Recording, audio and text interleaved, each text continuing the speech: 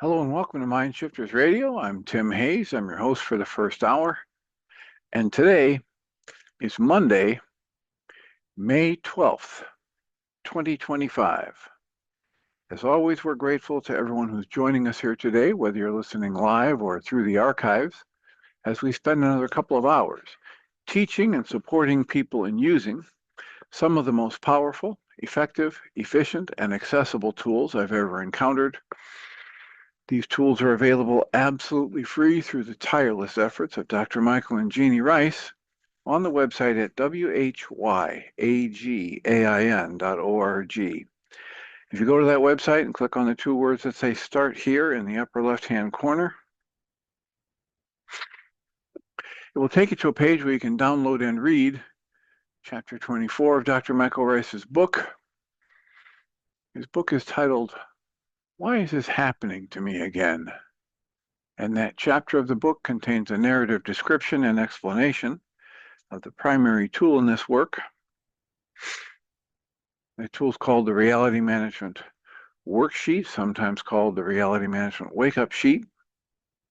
And it's a tool I've been using for over 20 years now to improve the quality of my life and most of my relationships,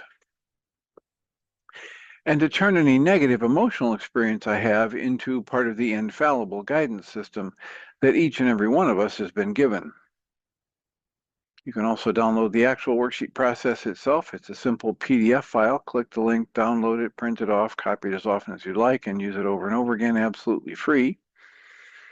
From that same web page, you can download a whole host of audio files of shows just like this one, where people have been stepped through the worksheet process. And if you choose to listen to them even repeatedly, they can serve as a powerful tutorial for you to help you get maximum benefits from these tools in the shortest amount of time possible. You can also go to your app store and type in the three words Heartland Aramaic Forgiveness. And if you choose to do that, before you're done typing the word forgiveness, you'll see the glowing heart icon. If you tap on that, it will let you download a completely free and private app that contains the Reality Management Worksheet. It contains an abbreviated version of that worksheet process, and it contains a copy of the Dragon Klingon game, which is a wonderful way to introduce these tools to even younger audiences. We hope people do all of that soon and often, primarily because it tends to improve the quality of people's lives the more they actively apply these tools in their lives. And secondarily, because it tends to prompt comments, questions, answers, and testimonials. If you have any of those to share with us, we'd appreciate you doing so by giving us a call on the Zoom number. And once you call the Zoom number, or any of the various numbers that Zoom makes available for you to do a call in, then you're entering the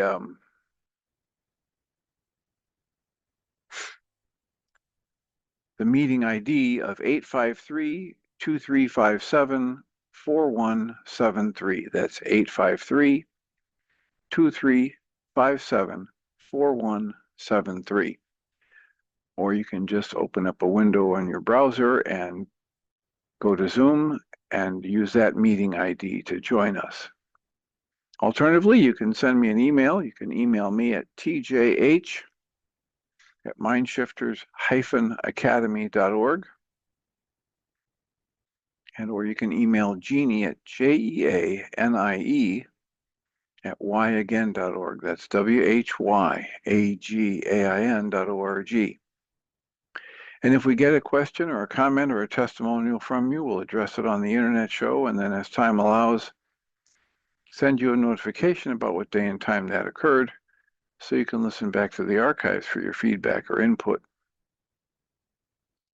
And we greatly appreciate whenever anybody sends an email or calls in and lets us know how these things are landing for them, because as I like to say, it just makes it infinitely easier for us to live into our intention with this work. The intention we have with this work is to be of service, and that's just so much easier to do when we know how you're benefiting from which parts of this work and how we can make it better, how we can more readily be of service. So let us know in any way that you feel called to do. what your impressions are of the work and the way we're sharing it, and or struggles you might be having with getting good results from the worksheet process. I'm fresh off a weekend, and usually on the weekends I do more of the listening to talks from Guy Finley or listening back to the archives in this work. And I would just like to highlight once again the benefit of listening back to the two shows in the archives from last Monday and Tuesday of last week from Dr. Michael Ryce's section of the Mind Shifters Radio, where they presented a best of. Basically, they did a 2-hour workshop on the Course in Miracles lesson titled The Name of God. And if you want to get a nice review of the core of this work and how and why the reality management worksheet process can be of such value, and despite this amazingly simple process. Now, the worksheet isn't so simple to most people. It looks like a tax form because there's all kinds of reminders on it and all kinds of a glossary at the bottom that's 3 inches thick. And yet the actual process, and for a really concise version of that process, you can go to the mindshiftersacademy.org website and the emotional or the educational materials page and take a look at the what I call the mental short version. And I make it available as with no space for writing, larger font, and then one with a smaller font with some lines for writing and making notes if you choose. But the process itself of identifying whenever I don't like how I'm feeling internally, stepping into the recognition that I create my own internal experience, and then choosing to figure out what thought I'm using to create the emotional state and what goal is contained in the thought and being willing to cancel it. That process itself is extraordinarily powerful, as simple as it may seem. And if you want to get an understanding about how a process that simple can have such deeply and profoundly effective results in your life, listen back to Dr. Michael Ryce's show from last Monday and Tuesday titled The Name of God. It's a Course in Miracles lesson titled The Name of God, and it's Michael Ryce weaving all kinds of stuff from his work into the teachings from the Course in Miracles, and it'll give you some better insight into how this process could be as life-changing as it is.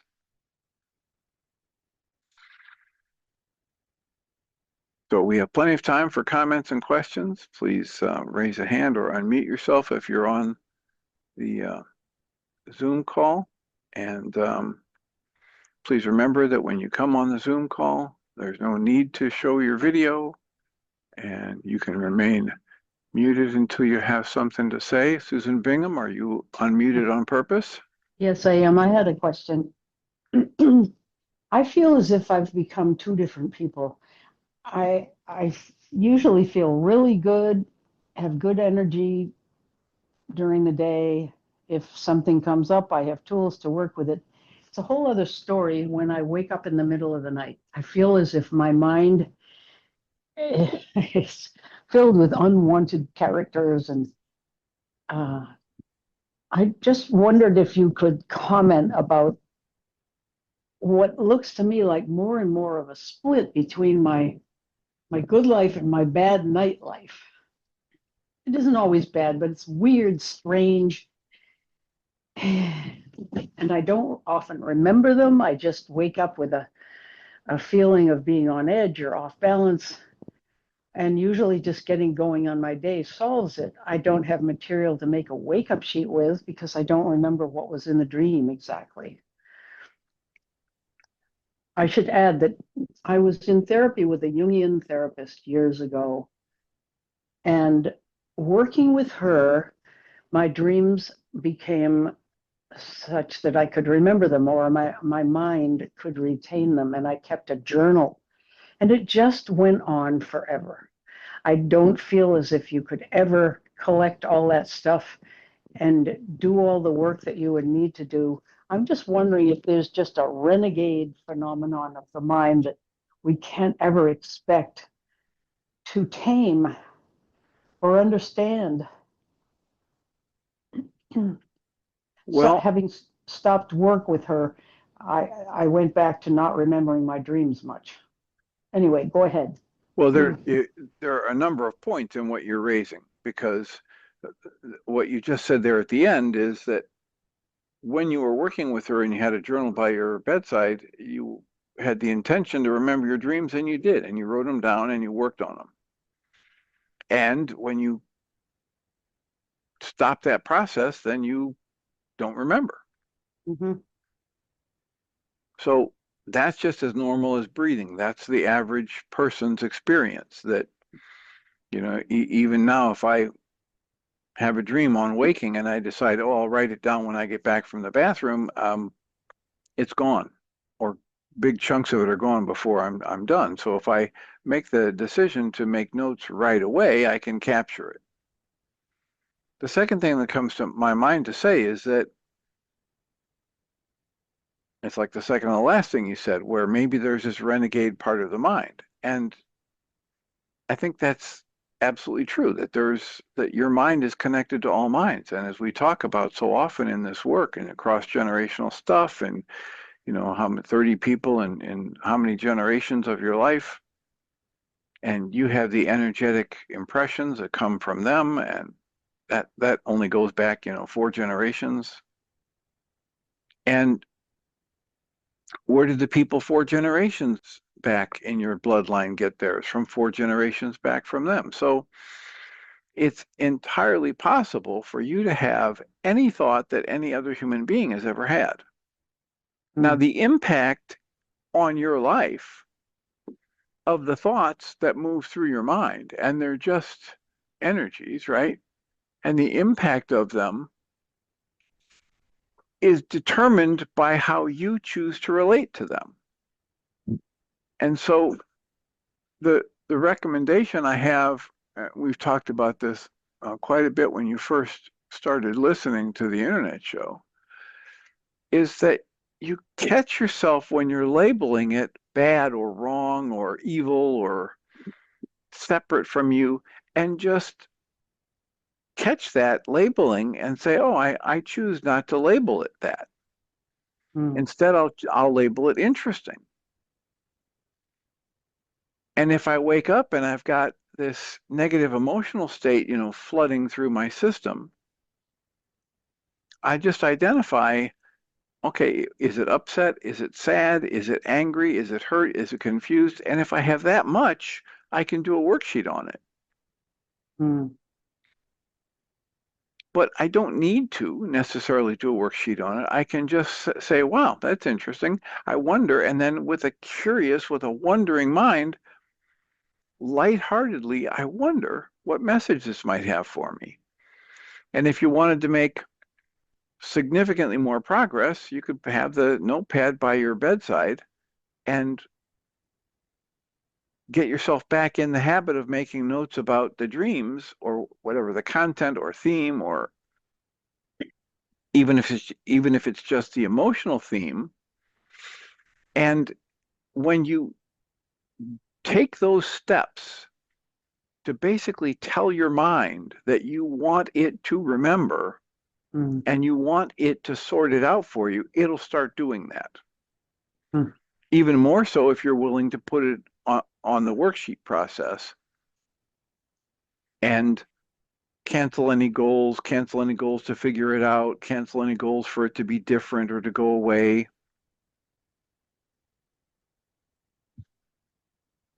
It's the It, idea of welcoming whatever is there it so would have you been can study it. it would have been great to have the tools when I was working with this woman we would come up with all sorts of ideas about what things meant. But at the end of working with her, and it's not fair even to say this because who knows how much it helped. I have no idea. After a while, we stopped working together. It was a year or two. And I don't remember feeling as if I had any increased understanding. I just came away feeling that, boy, the human mind and heart are so vast and complicated and interesting and sometimes not so healthy. But it's a hopeless thing to be able to understand what's going on. However, when the tools are there, you can deal with things that don't sit right and put yourself right, even if you don't understand everything about it. It would have been a great thing now that I'm thinking about it, how handy that would have been. Well, think about the keys to the kingdom in the fifth step of, or the fifth lesson of the way of mastery. It's not about judgment. Mhm. It's not about control. It's not about analysis and understanding. It's about allowing and surrendering and holding your intention. It's interesting how I was presenting this on Friday because from Thursday night's group, um, Guy Finley gave the 5 steps to a fearless life, and the first step is intention. Hold an intention. Mm. And then the second one is awareness. Be aware that as soon as you hold an intention to change your life for the better, there'll be some part of your mind or your thoughts or the energetic response of the universe that says, oh, no, you can't do that. That will be Mhm. in opposition to it. Mm. But the way of mastery says, um, the keys to the kingdom are to begin by understanding that there is this power that gave rise to you that wants to express through you, uniquely through you in each moment. And then the second step is choosing to keep your intention focused on that, to undo the habit of getting distracted that we've all become so good at. And then the third step is learn to allow whatever arises. Now, allowance isn't a real active thing. What's active in us is resistance, right? Tightness, tension, saying no to something. So, for allowance as a step, I say, I'm going to put more of my mind energy into the task to monitor for the earliest warning signs that I'm getting tight or tense or I'm pushing away of something, and then just soften and release that. So those are the first 3 steps. Tune into the energy of creation that wants to express uniquely through you. Hold the intention of staying focused on that throughout the day and undo the habit of distraction that we've been so well trained into. And then look for the earliest sign of my tightening and tensing and resisting the flow of life. So I move back into allowance. And then if I do those first 3 steps enough, the fourth step of surrender is just going to start to blossom from that. And that fourth step of surrender is the recognition that it's not me here pulling the strings and controlling life. It's me being lived Mm. by this energy of creation. And so as I move into from one situation to another, I'm far better off if I ask to be shown in each moment what's mine to do here. Even when things go in a direction that's 180 degrees off of what I thought would be good, I just acknowledge, oh, so this has happened. And so I'm here witnessing this. How can I be a blessing to myself and others? Or how can I add a loving or a compassionate energy to this current situation? And that's the first 4 steps. If we do those things, Way of Mastery says your experience of life will be so much highly preferable to you that you're going to be sorely tempted to try and take credit for having created this. And Mm. that's where the fifth step of humility comes into play. Mm. And in humility, it's just the recognition that you didn't create yourself. You don't even know when you were created, and you don't know what anything is or is for. Mm. Guy And you don't Finley. and you don't need to. Go ahead. I was going to say Guy Finley posted, I don't often see his stuff, but there was one of those very short videos that comes up with all these political things. And he was saying, when you get to a certain point, you won't even know who you are. You won't know what anything's for, and you won't know a darn thing about anything. And he was sort of banging his head with his hand and not really, just looking puzzled. And I was thinking, he doesn't look very comfortable as he's saying this. And I was just thinking how right he is, and yet the impression of his expression, physical expression, was that he was kind of confounded by the whole thing, and maybe one would like to have it different. But that's just how I interpreted his little video. Well, I think it's a really good interpretation. You've heard me say any number of times, please understand that it's the teaching we're interested in, not the teacher. Right. And I was listening to Guy Finley's talk on Sunday, yesterday morning, and I had a thought, I wonder if I should send him a private message about how he's getting kind of negative, seeming kind of irritated. Yeah. And so I listened and went on, and it wasn't until the Q&A session after his talk that he shared a little bit about his personal stressors right now. He's Mm-hmm. going through it because after 30 years in Oregon, they're going to pack up and move to Florida. So he has to sell two properties Oh, and yeah. at least two buildings, maybe more than two buildings. And people aren't happy with him because they're saying, we don't want you to go and we're going to miss you. And he just put a little of that in there so you could understand, Mm. okay, here's just a human being. Yeah. Whoever you have as a teacher, however enlightened you may think he or she is, they're just a human being, just like you.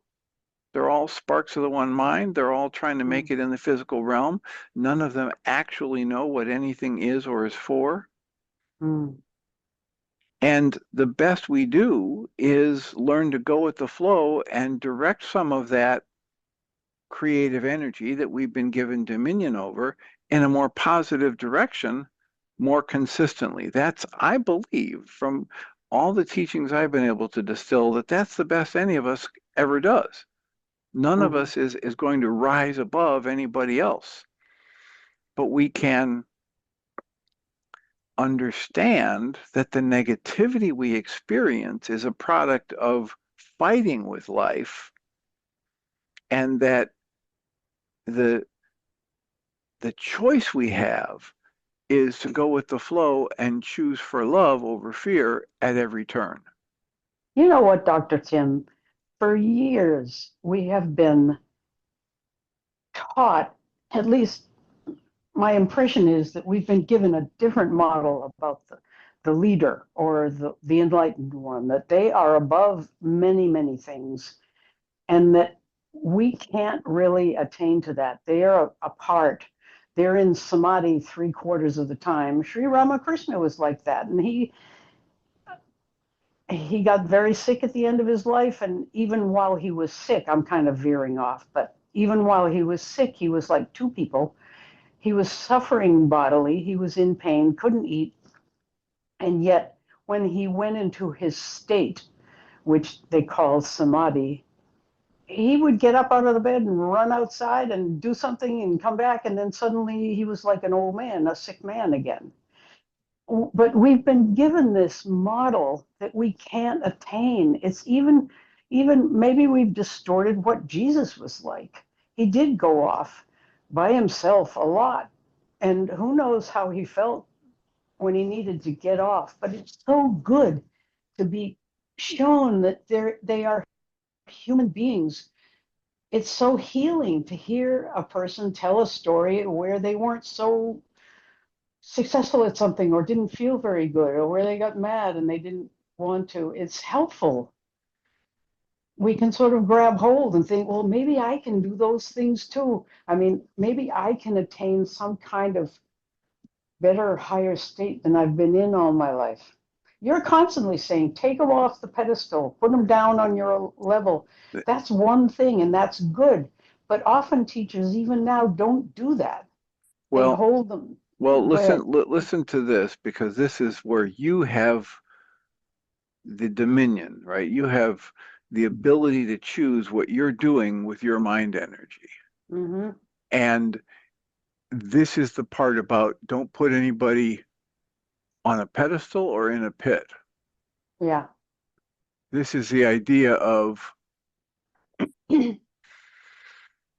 whether your chosen teacher, the teacher you're most comfortable with, shares his or her clay feet stories with you and their struggles. Whether Mm-hmm. they do that or not, you don't have to put them on a pedestal. You can choose to understand that we're all the same, Yep. right? You can do what would be considered in from the stuff I've distilled from so many different teachings over the years as the most important thing you can recognize, which is the only significant difference between you and anybody who has ever lived or ever will live is the degree to which you can live in the realization that we're all the same. Mm-hmm. Mm-hmm. Yeah. And if you can't do that, if you insist on continuing to put people on the pedestal, you'll have the effects that come with that, Yeah, that's right? true. Which means you will continually move further and further away from any true understanding of yourself or that person. You know, Because, that's a go ahead, I know what. that's kind of an addiction to not, It could become an yeah. addiction Mm-hmm. to put people on a pedestal. It is. I mean, I should say it is for me. That's definitely true. I mean, even as a little kid, my teachers, I would just worship them. And I suppose that's quite normal for a little kid to love and worship a teacher. But it's the Yeah. combination of the teacher knows stuff, the teacher is grown up, and the teacher is taking care of you, shepherding you, showing you things, teaching. It's all like a gift. It's like you're going to go nuts. You're going to love that teacher. Well, and But especially when we're young and we have such limited capacity for dealing with the world, somebody who's older and has learned how to deal with the world, how to make a living, how to drive a car, how to tie shoes, right. right? How to teach a class, how to get paid, whatever that is, we look up to them simply because of those things, which is understandable. It's Yeah. natural because they are Mm-hmm. so much more capable. And yet, one Right. of the biggest parts of maturation is once we get to the point where we can do those things physically and intellectually, realizing that we're all the same, realizing how Mm. little we know. The Mm-hmm. smartest people on the planet are just continually gobsmacked by how little they know and understand. That's true. And those who are not quite so smart or they're at only average level intelligence, they often fall into the trap of thinking they know far more than they do and that they understand things more deeply than they do, Mm. which is why the teachings so often, Course in Miracles and Way of Mastery and Course of Love and the the book Walk in the Physical we've been reading, they call us to understand we really don't know much of anything. And our experience is so limited by our senses, and that we can get access to more than our senses could ever reveal to us if we learn to slow down and Mm. shift the focus away from the intellect and the conscious logical mind and open to other forms of information, insight, intuition, inspiration, etc. Getting older is a great gift because some of this just happens naturally. Tim Bingham and I go for a walk through Muhlenberg College, which is about 4 blocks from our house.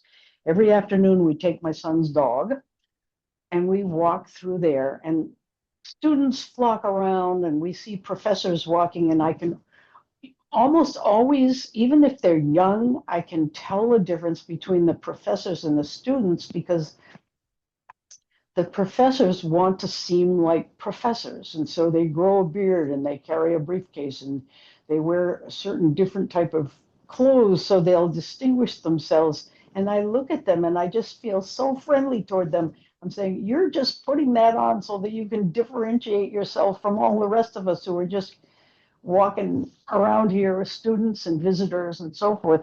I don't know where I'm going with this, but anyway, I think getting older just is a leveling thing in itself.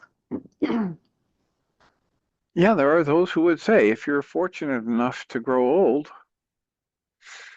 it has benefits.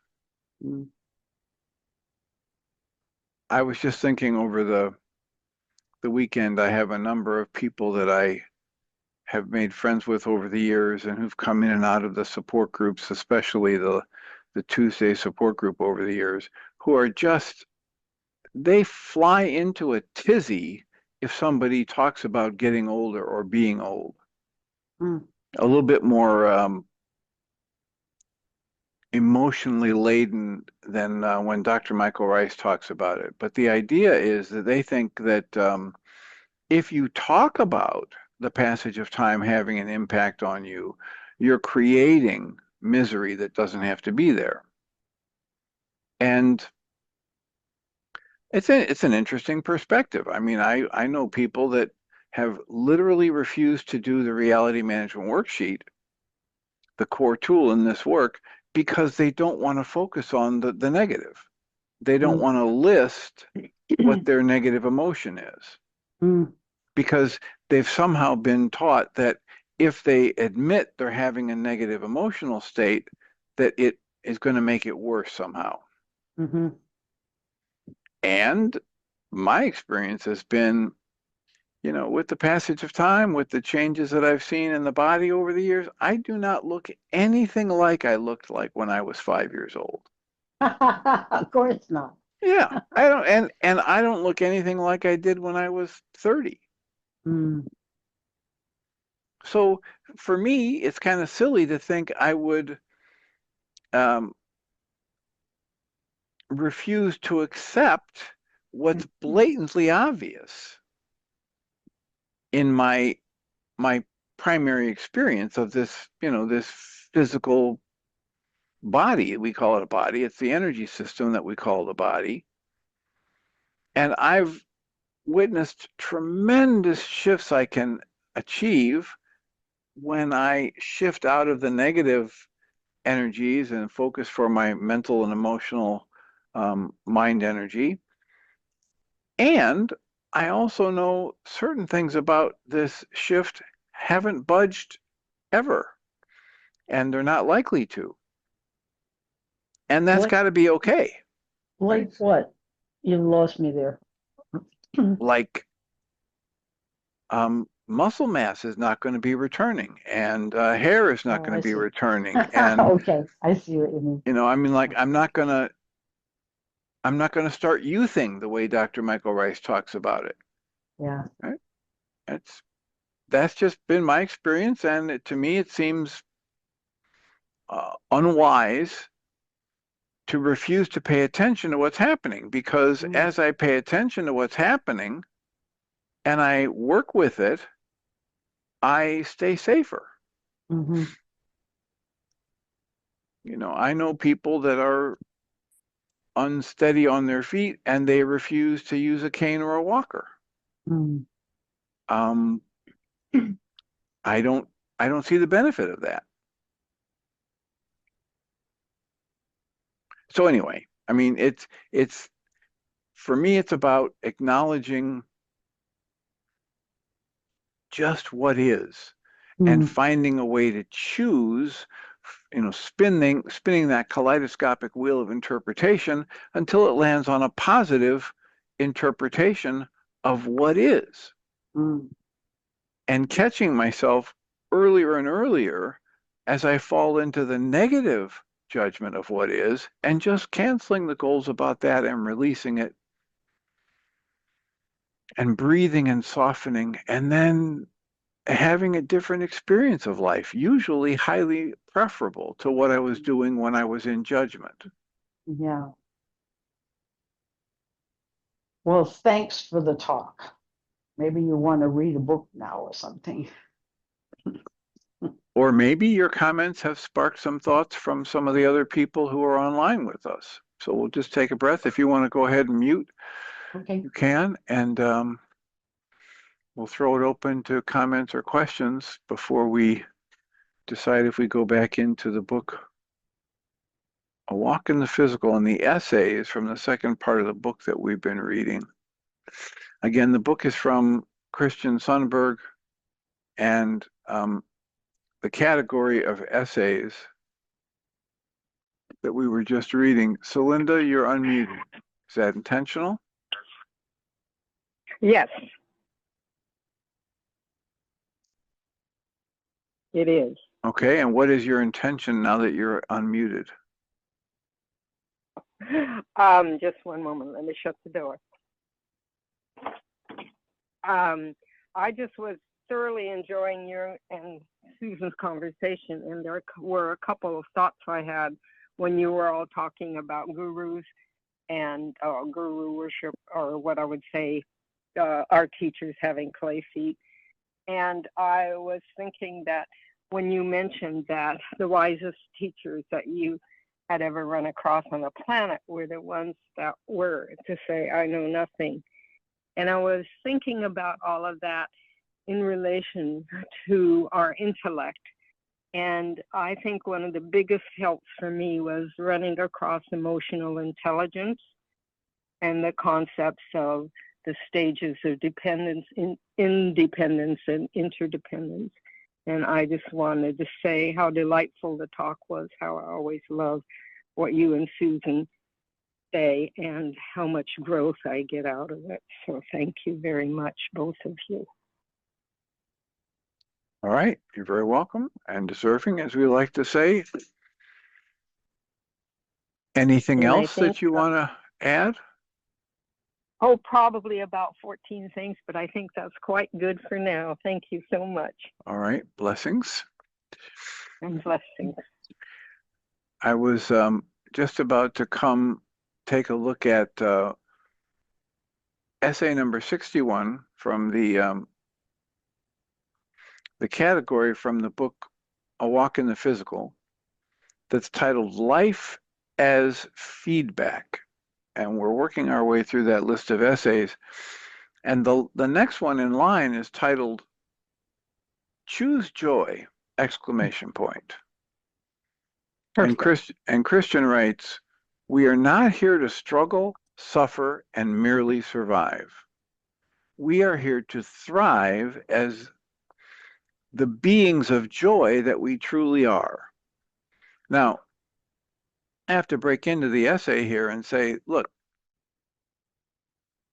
I just finished a session with a person who is thinking she's 10 or 12 years into some of the worst luck any person could ever have, whereas everything that happens is happening the hardest way possible, and it is it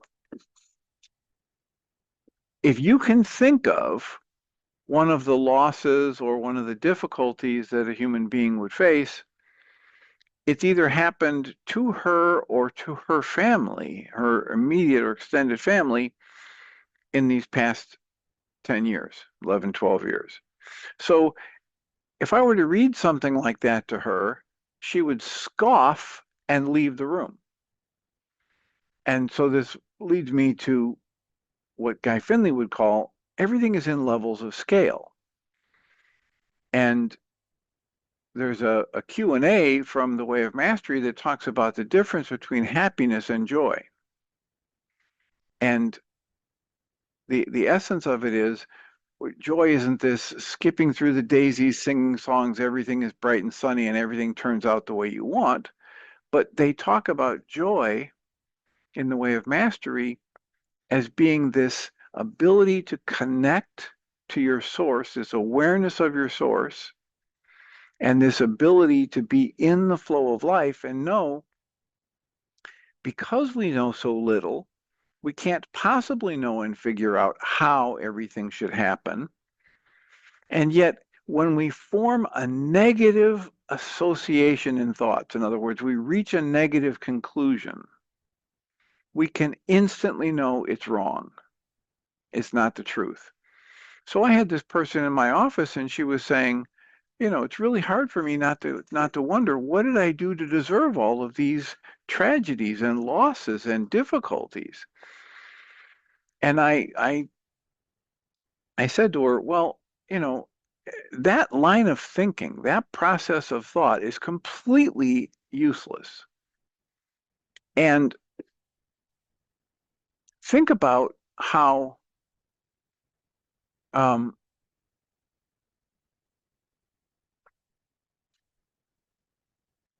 5-year-olds, 5-year-old children who seem normally healthy, all of a sudden develop brain cancer. Or, people under the age of 10 develop arthritis so strongly that they have to be wheelchair bound. What could that child possibly have done to earn or to warrant or to deserve that level of physical pain and suffering? And so it just doesn't make any sense to me. I know a lot of people do it, but it doesn't make any sense to me to think we earn the discomforts and the sufferings that we have. It's a flow of life. This makes more sense to me. And it doesn't have any value one way or another unless a human mind is there to judge it as having value. And when you understand how limited the human mind is, how tiny, and Michael Ryce likes to quote the Harvard research that says, in a given period of time of like 1/25th of a second, your brain's processing 10,000 bits of information, probably 20 trillion bits of information are hitting your senses, and you can be consciously aware of 9 bits. If you just understand that much, it makes no sense whatsoever to think you're supposed to sort out life. You're supposed to know everything about life. So when this essay starts out with choose joy, if you need to, soften it, go to a different level of scale and understand, instead of choosing joy, you may have to settle for simply stop adding suffering on top of the pain of living your life. Stop judging your life as wrong, which adds more negative experience and negative emotion and tension. But back to the essay, choose joy. He says, we are not here to struggle, to suffer, and merely survive. We're here to thrive as the beings of joy that we truly are. However, oftentimes, what we perceive to be the, quote, demands, close quotes, of the world cause us to fall into seriousness. Way of Mastery says, do not let seriousness enter the mind. But we fall into seriousness, and our worldview requires things of us, and in heeding them, we quickly get bogged down by the responsibilities that we've heaped upon ourselves. Now, that's a really important line. The responsibilities we have heaped upon ourselves. It's not that anyone or anything has the capacity to force us to take responsibility for something. The next part of this essay drives that point home. He says, none of it is required. None of the seriousness, heaviness, or stress is required. It's okay if we do it, and yet it's not required. He says, at the most fundamental level, nothing is required of us. Way of Mastery has a lesson where it says, the title of the lesson is, you need do nothing. For awareness, itself, your true nature is perfectly free. And in fact, awareness or your true nature fully transcends all of the forms that it allows itself to get lost within. And thus, while you're here on earth, allow yourself to let go and choose joy. There is never a circumstance in which you are not allowed to choose joy, should you so wish. This is Diedrich Wolzak's work. He titled it Choose Again, and choose for joy, choose for love over fear. There are people like the person that we read about in the messages of life from death row, Roger McGowan. There are people like the author of the book,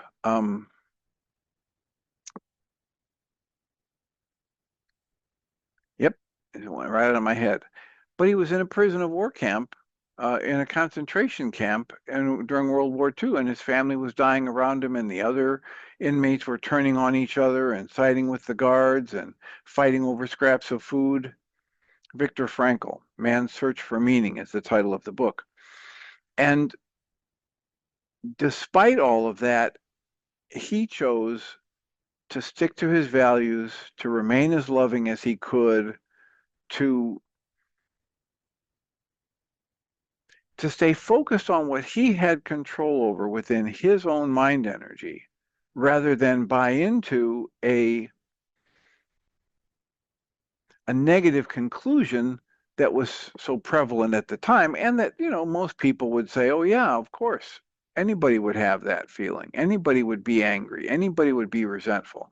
But here's Roger McGowan on death row in Texas for 20 some years for a crime he didn't commit, and instead of choosing that negativity, bitterness, resentment, rage, vengeance, he chose for love. He chose literally to become a spiritual teacher.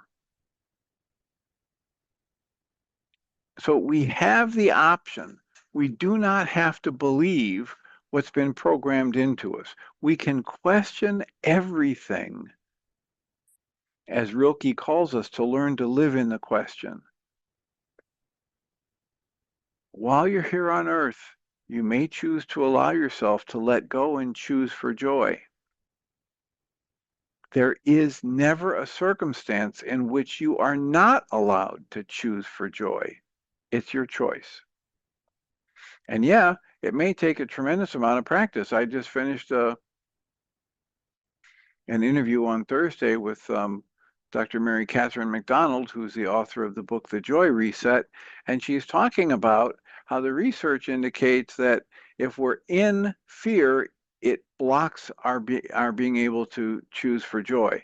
But the research also says if we can train people to choose for joy, it blocks their ability to feel fear.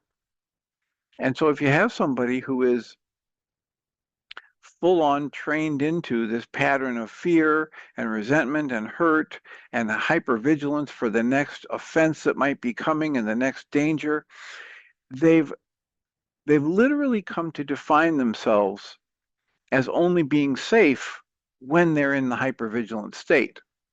And so that habit is so strong that if you help them drop out of the hypervigilant state, because you're in a session with them or you're in an interaction in a relationship, it's like they're trying to hold a beach ball underwater.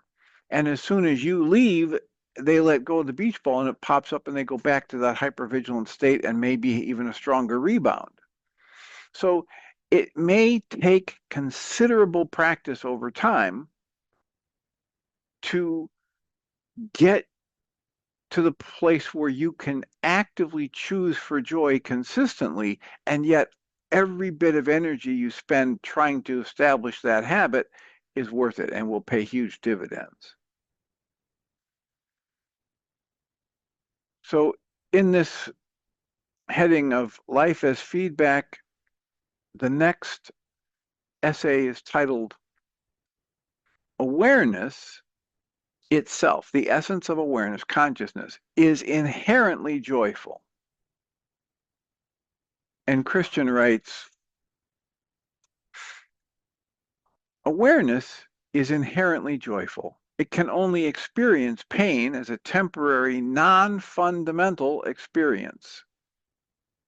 Resisting the experience of pain tends to perpetuate it because it is not allowing, quote, what is, close quotes, to just be. True happiness and freedom are available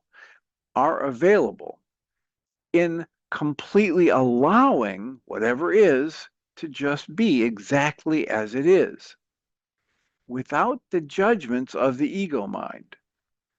This is exactly why in lesson 3 of the Way of Mastery it says, the process of forgiveness is the process of dismantling judgments and dismantling the perceptions that arise through the filter of judgments. The greatest gift you will ever receive. You don't have to go searching for it. You don't have to bribe somebody to get it. You don't have to threaten anybody to get it. The greatest gift you could ever receive can only come to you if you dismantle every judgment and every perception you have about yourself and the people around you. What happens if you dismantle the judgments and the perceptions?